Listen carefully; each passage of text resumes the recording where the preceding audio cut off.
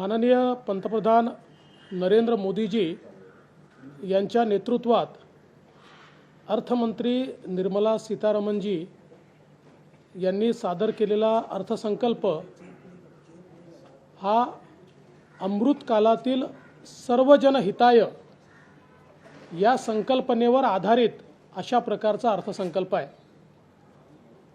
समाजातल्या शेवटच्या व्यक्तीचा विचार करत असताना गरीब, मध्यमवर्गीय, शेतकरी, उद्योजक आणि युवा अशा सगळ्या लोकांचा विचार या अर्थसंकल्पाने केला आहे आणि विशेषतः पुढच्या 25 वर्षामध्ये जो एक विकसित भारत आपण म्हणतोय त्याच्याकडे जाण्याचा रस्ता या अर्थसंकल्पाने स्पष्टपणे दाखवला आहे। याला ग्रोथ बजेट म्हणता येईल, याला ग्रीन बजेट म्हणता येईल, याला इन्फ्रास्ट्रक्चर बजेट म्हणता येईल, याला मिडल क्लास ओरिएंटेड बजेट म्हणता येईल, याला dedicated to last man budget म्हणता येईल। अशा सर्व प्रकारच्या लोकांना या बजेटच्या माध्यमातून मोठ्या प्रमाणात मदत मिळते आहे। विशेषतः 10 लाख कोटी रुपयाची इन्फ्रास्ट्रक्चरवरची गुंतवणूक ही देशामध्ये मोठ्या प्रमाणात रोजगार निर्मिती करणारी आहे आणि आपण बघितलं असेल की 27 कोटी लोक EPFOच्या अंतर्गत येणं म्हणजे गेल्या 8 वर्षात फॉर्मल सेक्टरमध्ये वाढलेला रोजगार हा स्पष्टपणे दिसतोय आणि या इन्फ्रास्ट्रक्चर इन्व्हेस्टमेंटमुळे प्रचंड मोठा फायदा होणार आहे स्पष्टपणे दाखवला आहे। याला ग्रोथ बजेट म्हणता येईल, याला ग्रीन बजेट म्हणता येईल, याला इन्फ्रास्ट्रक्चर बजेट म्हणता येईल, याला मिडल क्लास ओरिएंटेड बजेट म्हणता येईल, याला dedicated to last man budget म्हणता येईल। अशा सर्व प्रकारच्या लोकांना या बजेटच्या माध्यमातून मोठ्या प्रमाणात मदत मिळते आहे। विशेषतः 10 लाख कोटी रुपयाची इन्फ्रास्ट्रक्चरवरची गुंतवणूक ही देशामध्ये मोठ्या प्रमाणात रोजगार निर्मिती करणारी आहे आणि आपण बघितलं असेल की 27 कोटी लोक EPFOच्या अंतर्गत येणं म्हणजे गेल्या 8 वर्षात फॉर्मल सेक्टरमध्ये वाढलेला रोजगार हा स्पष्टपणे दिसतोय आणि या इन्फ्रास्ट्रक्चर इन्व्हेस्टमेंटमुळे प्रचंड मोठा फायदा होणार आहे आणि त्यातही विशेषतः राज्यांना 50 वर्षाचं इंटरेस्ट फ्री लोन हे जे काही इन्फ्रास्ट्रक्चरमध्ये मिळणार आहे त्याच्यामुळे राज्यांना देखील आपलं पायाभूत सुविधांवरची गुंतवणूक वाढवण्याकरता एक प्रचंड मोठी मदत मिळणार आहे। विशेषतः शेती क्षेत्रामध्ये प्रचंड मोठी गुंतवणूक तर होतेच आहे, पण त्यासोबत नॅचरल फार्मिंग यावर दिलेला भर हा अत्यंत महत्त्वाचा आहे। 1 कोटी शेतकऱ्यांना नॅचरल फार्मिंगकडे वळवणं म्हणजे नैसर्गिक शेतीच्या माध्यमातून आज जी काही जमिनीचा नाश होतोय तो थांबवून त्याचा जो जलवायू परिवर्तन यावर इफेक्ट होतोय तो देखील थांबवण्याचा एक प्रयत्न या माध्यमातून होणार आहे आणि पहिल्यांदा सबसिडीच्या पलीकडचा विचार करून, सबसिडी तर आहेच पण त्याच्या पलीकडचा विचार करून डिजिटल आणि टेक्नॉलॉजीचा वापर हा आपल्याला फार्मिंगमध्ये कसा आणता येईल, शेती क्षेत्रात कसा आणता येईल, तंत्रज्ञान कसं आणता येईल याचा प्रयत्न या संपूर्ण बजेटने केला आहे। महाराष्ट्राकरता तर ज्या प्रकारे सहकार क्षेत्राला या बजेटने महत्त्व दिलेलं आहे ते अत्यंत महत्त्वाचं आहे। आता आमच्या ज्या पॅक्स असतील, ज्या आमच्या प्राथमिक कृषी पतसंस्था आहेत यांना मल्टीपर्पज सोसायटीचा दर्जा मिळतोय। याचा अर्थ असा आहे की गाव पातळीवर आता सहकार मजबूत होणार आहे। त्यांना 20 प्रकारच्या वेगवेगळ्या योजनांमध्ये आता प्राथमिकता मिळणार आहे, म्हणजे आमच्या पॅक्स आता कोल्ड स्टोरेजपासनं तर पेट्रोल पंपापर्यंत कुठलंही काम करू शकतील अशा मल्टीपर्पज सोसायटी झाल्यामुळे स्थानिक स्तरावर रोजगार देखील वाढणार आहे. महाराष्ट्राच्या दृष्टीनं आणि विशेषतः साखर धंद्याच्या दृष्टीनं सगळ्यात महत्त्वाची घोषणा जर काही असेल तर मागच्या काळात माननीय नवीन सहकार मंत्री अमितभाई शहा यांनी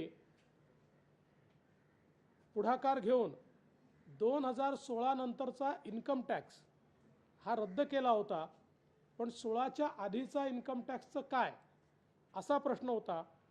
आजच्या बजेटमध्ये अत्यंत महत्त्वाची घोषणा केली आहे. 2016 पूर्वीचं केन पेमेंट किंवा FRPचं पेमेंट हे एक्सपेंडिचर धरण्याचा निर्णय झाला आहे. त्यामुळे ते एक्सपेंडिचर झाल्याबरोबर इन्कम टॅक्स या ठिकाणी लागणार नाही. म्हणजे महाराष्ट्रातल्या आणि देशातल्या पण प्रामुख्याने महाराष्ट्रातल्या आमच्या सगळ्या साखर कारखान्यांचा जो जुना इन्कम टॅक्स आहे 10,000 कोटी रुपयाचा, तो आता त्यांना भरावा लागणार नाही. त्यामुळे साखर उद्योगाला सगळ्यात मोठा बूस्ट, सगळ्यात मोठा फायदा हा मोदी सरकारने घेतलेला आहे. मी महाराष्ट्राच्या वतीनं माननीय पंतप्रधान नरेंद्र मोदीजी, निर्मला सीतारामनजी आणि विशेषतः याकरता पुढाकार घेणारे देशाचे सहकारिता मंत्री अमितभाई शहा यांचे मनापासून आभार मानतो. खरं म्हणजे इतक्या मोठ्या प्रमाणात या बजेटने वेगवेगळ्या प्रकारच्या क्षेत्राला मदत केलेली आहे. प्रामुख्याने इन्कम टॅक्सच्या संदर्भात हे बजेट मध्यमवर्गीयांचं एस्पिरेशन पूर्ण करणारं बजेट आहे. अनेक वर्षापासूनची जी मागणी होती, आज इन्कम टॅक्सच्या एक्झम्पशनची स्लॅब ही 5 लाखावरनं 7 लाखावर नेण्यात आली आहे आणि त्याच्याही पलीकडे अशा प्रकारचे एक्झम्पशन्स देण्यात आले आहेत की ज्याचं इन्कम 9 लाख रुपये आहे त्याला केवळ 45,000 रुपये इन्कम टॅक्स भरावा लागणार आहे. ज्याचं इन्कम 15 लाख रुपये आहे त्याला केवळ 1.5 लाख रुपये इन्कम टॅक्स भरावा लागणार आहे. म्हणजे मध्यमवर्गीय, निम्न मध्यमवर्गीय यांना प्रचंड मोठा दिलासा या बजेटने या ठिकाणी दिलेला आहे. विशेषतः युवांकरता, स्टार्टअप करता ज्या काही वेगवेगळ्या योजना घोषित केल्या आहेत त्या अत्यंत, मला असं वाटतं की रोजगार निर्मिती करणाऱ्या आहेत. आणि विशेषतः आमच्या ज्या SMEs आहेत या SMEs करता क्रेडिट गॅरंटी स्कीमचा 2.0 म्हणजे सेकंड अवतार आणण्यात आलेला आहे, ज्यामध्ये पुन्हा एकदा SMEsला 2 लाख कोटी रुपयाची क्रेडिट गॅरंटी सरकार देणार आहे आणि प्लस त्यांना जो काही रेट ऑफ इंटरेस्ट आहे त्यामध्येही 1% कपात केली जाणार आहे. त्यामुळे सूक्ष्म, मध्यम आणि लघु उद्योग जे आपले आहेत, जे सर्वात जास्त एम्प्लॉयमेंट जनरेट करतात, त्यांना मोठा फायदा होणार आहे. आणि विशेषतः कोविड काळामध्ये ज्यांचं फेलियर झालं अशा लोकांना त्यांची जी अडकलेली रक्कम आहे सरकारकडे त्याच्या 90% पैसे परत करण्याचा निर्णय हा सरकारने घेतला आहे. त्यामुळे कोविडमध्ये ज्यांचं फेलियर झालं असे उद्योग आता पुन्हा उभे राहणार आहे. ही देखील एक अत्यंत, मला असं वाटतं, महत्त्वाची गोष्ट ही या ठिकाणी आपल्याला पाहायला मिळणार आहे. यासोबत जवळजवळ 157 नर्सिंग कॉलेजेस हे सुरू करण्याचा जो काही निर्णय आहे हा देखील अत्यंत महत्त्वाचा आहे. याचं कारण आपल्याला हेल्थ सेक्टरमध्ये जे एक्सपान्शन करायचं आहे त्या एक्सपान्शनमध्ये जोपर्यंत हेल्थ सेक्टरमधली मॅनपॉवर, ह्युमन रिसोर्स आम्ही तयार करत नाही तोपर्यंत आपण ते करू शकत नाही. महाराष्ट्राकरता आणि देशाकरता अजून एक महत्त्वाची घोषणा आहे की 2047 पर्यंत सिकल सेलचं निर्मूलन करायचं हा कार्यक्रम सुरू झालेला आहे. विशेषतः महाराष्ट्रातल्या आदिवासी क्षेत्रामध्ये हा सिकल सेल नावाचा आजार मोठ्या प्रमाणात आहे आणि त्याच्या निर्मूलनाची घोषणा ही अत्यंत महत्त्वाची आहे. जे आमचे प्रिमिटिव्ह ट्राईब्स आहेत त्यांच्याकरता जी योजना तयार करण्यात आलेली आहे ही योजना देखील मला असं वाटतं अत्यंत महत्त्वाची आहे। आदिवासी विकासाकरता त्यांच्याकरता घर असेल, पिण्याचं पाणी असेल, इलेक्ट्रिसिटी असेल, एम्प्लॉयमेंट असेल, अशी सर्वसमावेशी अशा प्रकारची ही योजना या ठिकाणी तयार करण्यात आली आहे की ज्याच्यामध्ये एक मोठा फायदा आमच्या आदिवासी विभागामध्ये होईल। यासोबत विशेषतः SC ST आणि OBC यांच्याकरता ज्या काही योजना तयार करण्यात आलेल्या आहेत त्याच्यावर खूप मोठ्या प्रमाणात निधी देण्यात आलेला आहे। आणि म्हणून मला असं वाटतं की यावेळेचं हे जे बजेट आलेलं आहे हे अत्यंत सर्वजन हिताय अशा प्रकारचं बजेट आहे। बऱ्याच गोष्टी सांगण्यासारख्या आहेत, पण संध्याकाळी मी याच्यावर एक भाषण देखील करणार आहे, त्या उर्वरित गोष्टी सांगेन। मात्र मी पुन्हा एकदा देशाचे पंतप्रधान माननीय नरेंद्र मोदीजी आणि फायनान्स मिनिस्टर निर्मला सीतारमणजी यांचे मनापासून आभार मानतो। अभी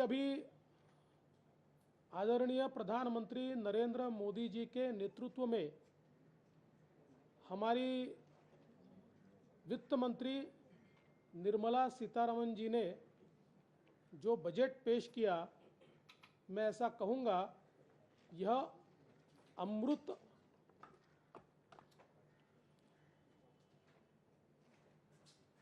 मैं यह कहूँगा कि अभी पेश किया हुआ बजट ये अमृत काल का सर्वजन हिताय इस प्रकार का बजट है। इस बजट में जो लोग विकास में पिछड़े हैं, हमारे युवा हैं, हमारे किसान हैं, हमारे छोटे उद्योग हैं, हमारा मिडिल क्लास है, ऐसे सभी को मद्देनज़र रखते हुए इस बजट की रचना की गई है। और विशेष रूप से इंफ्रास्ट्रक्चर के क्षेत्र में 10 लाख करोड़ का निवेश ये अनप्रेसिडेंटेड है, अप्रत्याशित है। और इसके साथ साथ रेलवे में करीब 2,30,000 करोड़ का निवेश, अगर इसकी तुलना 2013-14 से की जाए तो 9 गुना ज़्यादा निवेश रेलवे के इंफ्रास्ट्रक्चर में सरकार कर रही है। इसके कारण हमारे विकास की गति बढ़ने में एक बहुत बड़ा फ़ायदा होने वाला है। इसके साथ साथ विशेष रूप से राज्यों को करीब 1,30,000 करोड़ रुपया 50 साल के ब्याज मुक्त ऋण के रूप में दिया जाना राज्यों में इंफ्रास्ट्रक्चर डेवलपमेंट में इसका एक बहुत बड़ा फ़ायदा होगा। विशेष रूप से खेती किसानी के मामले में खेती किसानी को मात्र सब्सिडी तक सीमित न रखते हुए उसमें बड़े पैमाने पर डिजिटल इंफ्रास्ट्रक्चर तैयार करना, उसमें टेक्नोलॉजी का इन्फ्यूजन करना और उसको मार्केट के साथ जोड़ना, ये जो चीज़ें इसमें की गई है। ऋण को 20 लाख करोड़ तक बढ़ाया गया है। विशेष रूप से स्टोरेज फैसिलिटी का निर्माण ये इसमें किया गया है। और भारत को मिलेट्स का ग्लोबल हब, मिलेट्स को श्री अन्न कहा गया है, श्री अन्न का ग्लोबल हब इस रूप में डेवलप किया जा रहा है। गरीबों के लिए ये भी बहुत खुशी की बात है कि प्रधानमंत्री अन्न सुरक्षा योजना, जिसमें 80 करोड़ लोगों को मुफ्त में अनाज दिया जाता है, इसको भी 1 साल के लिए एक्सटेंशन दिया गया है, जो बहुत ही स्वागत योग्य है। इसके साथ साथ सहकारिता के क्षेत्र में बहुत महत्वपूर्ण बदलाव किए गए हैं। पैक्स का सक्षमीकरण करते हुए उनको मल्टीपर्पज़ सोसाइटी में कन्वर्ट किया जा रहा है, उनका डिजिटाइजेशन किया जा रहा है। विशेष रूप से मैं महाराष्ट्र की ओर से आदरणीय प्रधानमंत्री जी, वित्त मंत्री जी और विशेष रूप से सहकारिता मंत्री श्री अमित शाह जी का बहुत बहुत आभार व्यक्त करना चाहता हूँ कि ये जो निर्णय लिया गया है इससे पहले शुगर इंडस्ट्री को इनकम टैक्स लगता था। 2016 से इनकम टैक्स मोदी सरकार ने समाप्त किया, लेकिन 2016 से पहले का 10,000 करोड़ का बकाया इनकम टैक्स विभाग ने निकाला था। अब सरकार ने निर्णय लिया है कि 2016 से पहले जो भी एफआरपी पर यानी गन्ने के खरीद का भुगतान जो किया गया उसको एक्सपेंडिचर में गिना जाएगा। इसके कारण ये सारे के सारे लोग इनकम टैक्स से मुक्त हुए हैं और पिछले 20 साल से लगातार महाराष्ट्र केंद्र सरकार के पीछे था कि इनकम टैक्स से इस उद्योग को मुक्त कीजिए। उसको मुक्त किया गया है। इसका गन्ना किसानी करने वाले किसानों को बहुत बड़ा फ़ायदा होगा और साथ साथ उनको ज़्यादा रेट मिलने में भी इसका एक बहुत बड़ा फ़ायदा होगा। साथ साथ जो आदिवासियों में प्रिमिटिव ट्राइब्स है उसके लिए जो योजनाएं तैयार की गई है या फिर युवाओं के लिए स्किलिंग के तहत इंडस्ट्री 4.0 में जो योजनाएं तैयार की गई है, ये सारी योजनाएं विशेष रूप से रोजगार निर्मित करने वाली, युवाओं को एम्प्लॉयमेंट देने वाली इस प्रकार की योजनाएं हमको दिखाई पड़ती है। एनर्जी ट्रांजिशन के एक सेक्टर में विशेषतः ग्रीन एनर्जी की तरफ जिस तेजी से भारत बढ़ रहा है, मुझे लगता है दुनिया में इतना फास्ट ट्रांजिशन किसी और देश ने आज तक अपने विचारों में नहीं लाया और उसमें भी बहुत बड़ा निवेश किया है। और उसी का एक भाग इस रूप में जलवायु परिवर्तन को रोकने के लिए 1 करोड़ किसानों को नेचुरल फार्मिंग पर लाना, ये भी मैं ऐसा मानता हूँ एक बहुत बड़ी पहल ये सरकार की ओर से की जाने वाली है। इसके साथ साथ विशेष रूप से मिडिल क्लास के लिए सबसे बड़ी घोषणा इनकम टैक्स के स्लैब में जो चेंज किया गया है और अब 5 लाख की जगह 7 लाख तक की इनकम को कोई टैक्स नहीं लगेगा। ये घोषणा निश्चित ही हमारे मध्यम वर्ग को सुख देने वाली है। 9 लाख इनकम वाले को केवल 45,000 रुपया टैक्स लगेगा और 15 लाख इनकम वाले को मात्र 1.5 लाख इनकम टैक्स लगेगा। इस प्रकार से लोगों के हाथ में पैसा रहे और लोग उसको स्पेंड करें तो डिमांड बढ़ेगी। ये सूत्र को हाथ में रखते हुए या सामने रखते हुए जो निर्णय लिया गया है, इसका निश्चित ही हमारे सामान्य जन को और मध्यम वर्ग को बहुत ज़्यादा फ़ायदा होगा।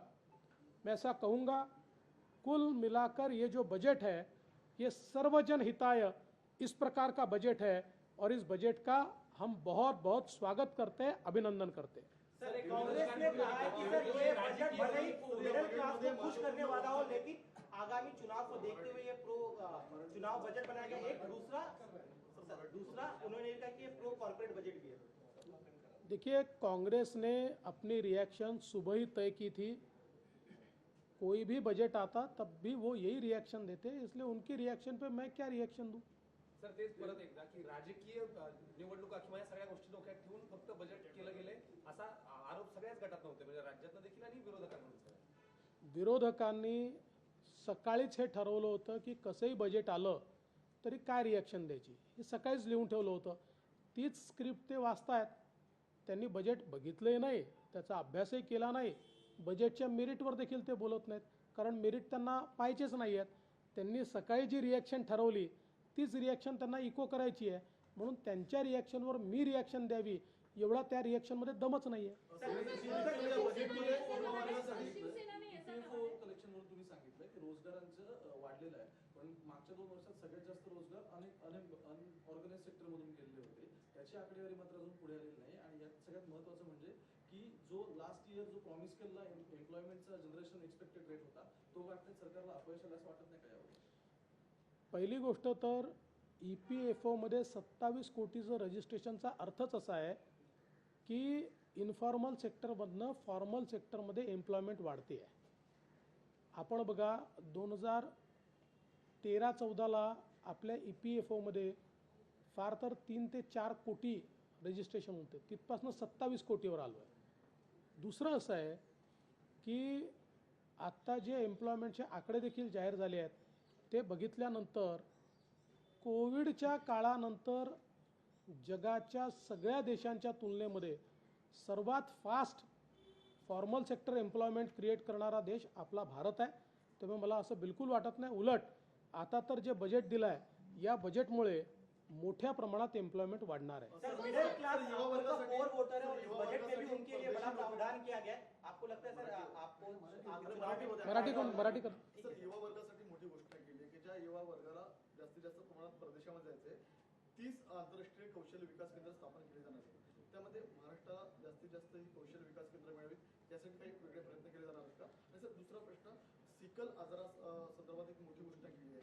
महाराष्ट्रामध्ये सिकल आजारावरती उपचार आहेत मात्र खूप महाग उपचार आहेत. तर ते उपचार कमी करण्यासाठी म्हणजे मुंबई पालिका असेल किंवा इतर महानगरपालिका क्षेत्रामध्ये काही त्या संदर्भात सिकल सेल ॲनिमिया हा विशेषतः अनुसूचित जनजातीच्या लोकांमध्ये आणि काही प्रमाणात अनुसूचित जातीच्या लोकांमध्ये हा विशेषतः दिसतो. आणि हे खरंच आहे की याची ट्रीटमेंट सगळीकडे अवेलेबल नाही, ती खर्चिक आहे. आणि म्हणूनच आता त्याच्या संपूर्ण उच्चाटनाचं मिशन हे केंद्र सरकारने या बजेटमध्ये घोषित केलं आहे. आणि मला असं वाटतं की यामुळे आणि त्याच्याकरता मोठ्या प्रमाणात राशी देण्यात आली आहे. त्यामुळे निश्चितपणे एक मोठा परिणाम त्याचा हा आपल्याला दिसून येईल आणि अत्यंत स्वागतार्ह आहे. आणि त्यासोबत एम्प्लॉयमेंट वाढवण्यावर खूप मोठ्या प्रमाणात जोर देण्यात आलेला आहे, हे देखील महत्त्वाचं आहे. आता यापैकी किती केंद्र महाराष्ट्राला मिळतील हे आपल्याला पुढे कळेल. विशेषतः म्हणजे काही विरोधक हे सकाळपासून लिहूनच आले असतील महाराष्ट्राला काही मिळालं नाही, महाराष्ट्राला काही मिळालं नाही. त्यांना एवढंच सांगू इच्छितो की बजेटची फाईन प्रिंट जी आहे त्याच्यामध्ये महाराष्ट्राला काय मिळालं हे कळतं. अलीकडच्या काळामध्ये बजेटमध्ये स्टेट वाईज घोषणा करणं बंद झालेलं आहे. बजेटच्या फाईन प्रिंटमध्ये ते असतं. त्यामुळे न वाचता कृपया ही रिॲक्शन देऊ नका हे आधीच विरोधकांना सांगून देतो. सर अभी सर मिडिल क्लास को बड़ी राहत दी गई है. आपका कोर वोटर भी बीजेपी का मिडिल क्लास है. आपको लगता है कि अब वो और ज्यादा आपको साथ देगा जो आप साथ में नहीं? देखिए बीजेपी का वोटर हर क्लास में है, चाहे वो गरीब हो, चाहे निम्न मध्यम वर्गीय हो, चाहे मध्यम वर्गीय हो, सारे लोग बीजेपी को वोट करते हैं. इसलिए मैंने वापस कहा कि हाँ ज़रूर मध्यम वर्गीयों को एक बहुत बड़ी राहत इनकम टैक्स के स्लैब से दी गई है. लेकिन कुल मिलाकर आप बजट देखेंगे तो ये बजट सर्वजन हिताय है. समाज के सभी वर्गों को इस बजट ने राहत दी है. बहुत बड़ा हिस्सा होता है, बड़ा निवेश करने की बात इस बजट में की गई है. आपको क्या लगता है जो कोविड काल में जो पीछे रह गए तब और ज्यादा देश की प्रगति में इससे असर होगा? मैं ऐसा मानता हूँ कि जिस प्रकार का इंफ्रा स्पेंड हम कर रहे हैं 10 लाख करोड़, ये कभी भारत कर सकता है ऐसा हमने सोचा नहीं था. और 3.2% ऑफ द जीडीपी हमने पिछले साल खर्चा किया है, जो मैं ऐसा मानता हूँ किसी भी विकसनशील अर्थव्यवस्था के लिए 3% के ऊपर इंफ्रास्ट्रक्चर स्पेंडिंग करना ये अप्रत्याशित है, अनप्रेसिडेंटेड है. और मुझे लगता है अब उससे भी आगे हम लोग बढ़ रहे हैं. और कुल मिलाकर हम राज्यों को भी जो इंफ्रास्ट्रक्चर स्पेंडिंग के लिए केंद्र से पैसा देते हैं उसका विचार करें तो 4% से ऊपर इंफ्रास्ट्रक्चर स्पेंडिंग बढ़ रहा है. मैं ऐसा मानता हूँ कि देश के लिए ये बहुत ही बड़ी बात है. सर किसान योजना के तहत जो 11 लाख की आंकड़े जो है वो केंद्र सरकार ने बताए थे वो झूठे हैं, ऐसा आरोप जो है वो शिवसेना के एमपी कर रहे हैं. उनका मानना है कि 3 लाख लोगों को, 3 लाख किसानों को ही सिर्फ ये योजना का फायदा हुआ है.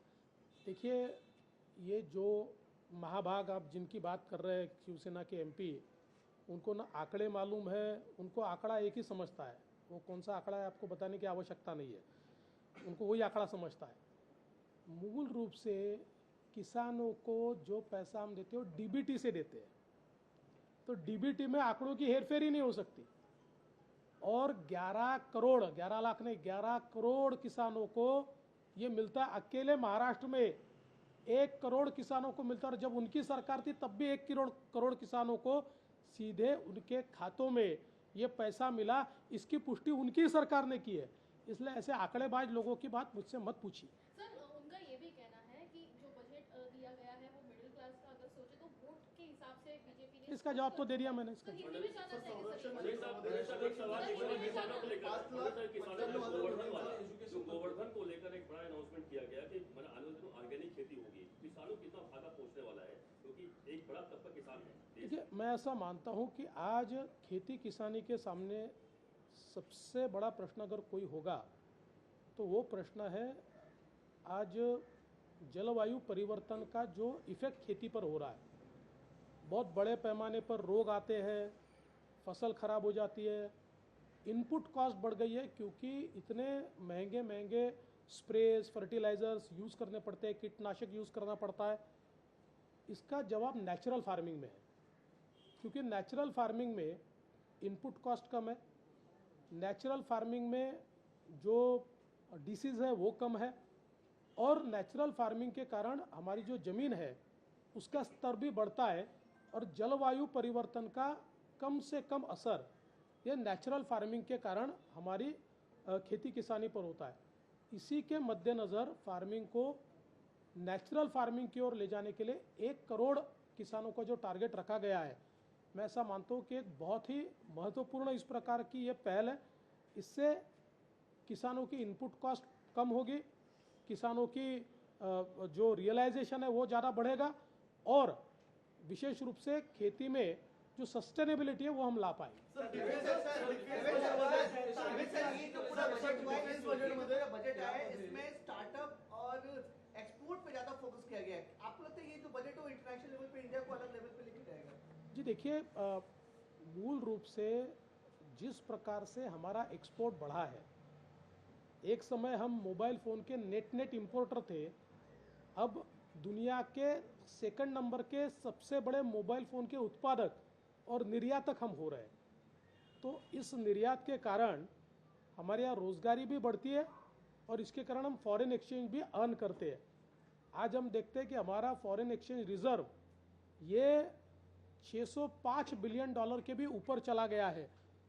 और इसलिए मैं मानता हूँ कि इस बजट ने जिस प्रकार से एक्सपोर्ट के ऊपर एक प्रकार से उसको बल दिया है, नया भारत जो है ये ग्लोबल सप्लाई चेन का एक भाग बन रहा है, और इसके कारण हम लोग एक्सपोर्ट बढ़ा रहे हैं।